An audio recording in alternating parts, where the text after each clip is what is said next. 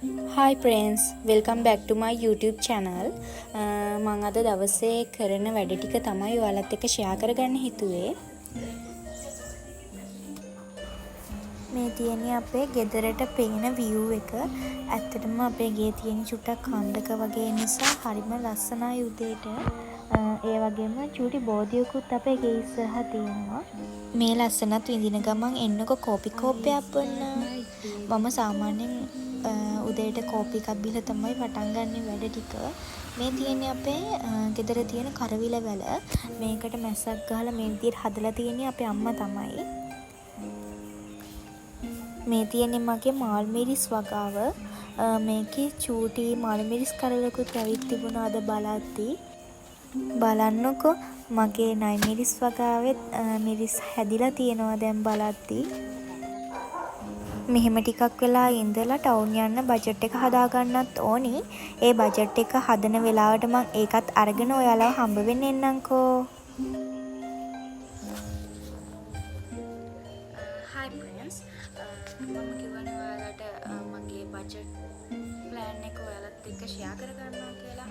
මම සාමාන්‍යයෙන් මාසේ බජට් එක හදාගන්නේ මුලින්ම මාසේ එනවනේ වෝටර් බිල් එකයි ඉලෙක්ට්‍රිසිටි බිල් එකයි.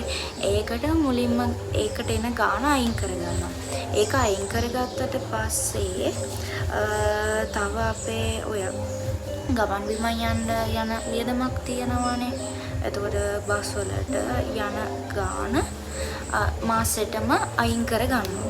ඒ දෙකම අයින් කරගත්තට පස්සේ ඉතුරු වෙනවනේ ගාණක්. ඒ ඉතුරු වෙන කොටසින් ඉතුරු ටිකෙන් බජට් එකක් වෙනම හදා ගන්නවා. ගෙදරට අත්‍යවශ්‍ය භාණ්ඩ මොනවද ගේන්න ඕනි කියලා. හාල්, එතකොට ඔය තියෙනවනේ හාල්, පොල් තෙල් අරවා මේවා. ඒ අයිටම්ස් ටික මුලින්ම ගන්නවා. ඒ ටික ගත්තාට පස්සේ අත්‍යවශ්‍ය බඩු ටික ගන්නකොට සාමාන්‍යයෙන් ඇත්තටම කිව්වොත් 15000ක් 20000ක් වගේ තමයි අත්‍යවශ්‍ය භාණ්ඩ වලට යන්නේ.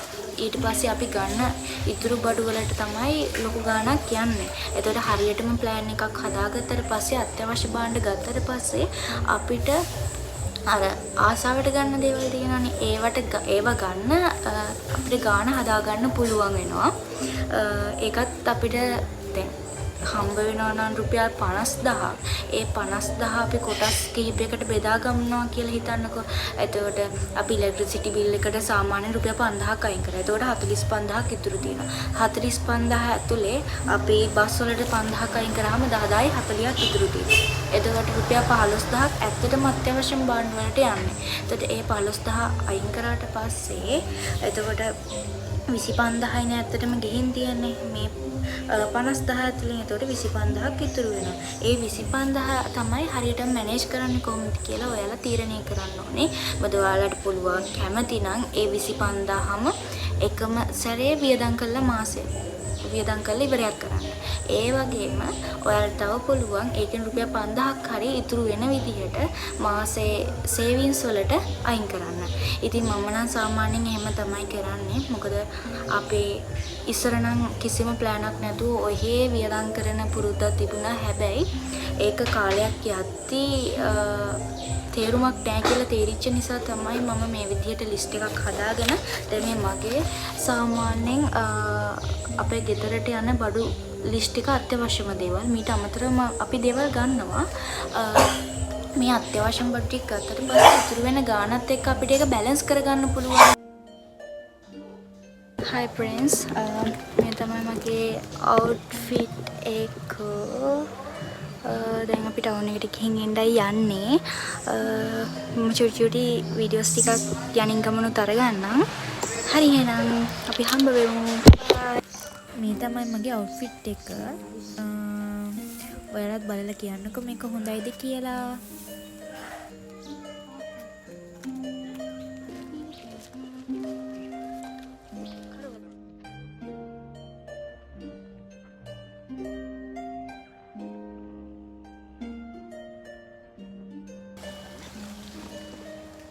මේකාලික පේනවා. වැන්නත් තමයි වැඩේ කියන්නේ. ඇති. අද අපි පොඩ්ඩක් shopping කරන්නත් ගියා. අපේ අම්මාත් ආසයිනේ චුට්ටක් shopping කරන්න එහෙම යන්න. එයාට යන ටයිම් එකකුත් නැති නිසා අපි දෙන්නත් එක්කම තමයි අද ගියේ. ඊට පස්සේ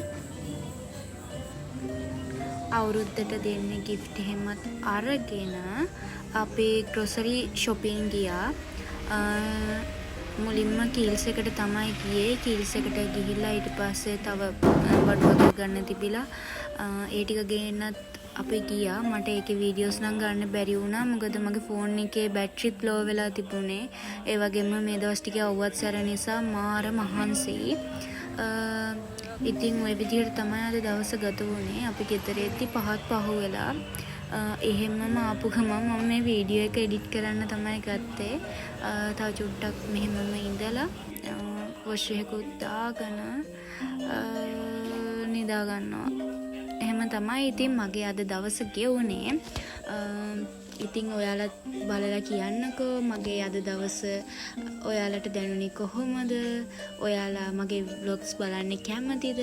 තව මොන වගේ ඒවාද ඔයාලා එක්ස්පෙක්ට් කරන්නේ මගෙන් එහෙම කියලා. එතකොට මට පුළුවන් ලස්සන අලුත් වීඩියෝස් ඔයාලත් එක්ක ෂෙයා කරගන්න. ඉතින් ඔයාලට සුබ දවසක්. මාව සබස්ක්‍රයිබ් කරලා නැත්නම් මාව සබස්ක්‍රයිබ් කරන්න. Thank you.